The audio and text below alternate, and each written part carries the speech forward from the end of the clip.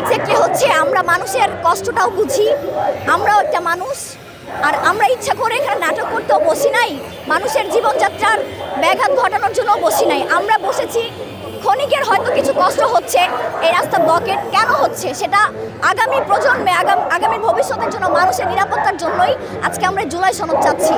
আমাদের নিরাপত্তাটা কোথায়?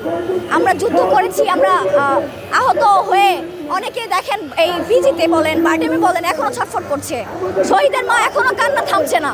তাহলে তাদের নিরাপত্তা কোথায়? আজকে যদি ফ্যাসিস্ট আসে কখনো বাংলাদেশের মাটিতে, আপনার কি মনে হয় এই ফ্যাসিস্ট আমাদেরকে আস্ত রাখবে? তখন এই লিস্ট ধরে ধরে পাখির মতো গুলি করবে। আমাদের নিরাপত্তা নাই। আমরা ফ্যাসিস্ট ৩৬শে জুলাই যেভাবে আমরা ছিলাম ইনশাল্লাহ সেভাবেই থাকবো।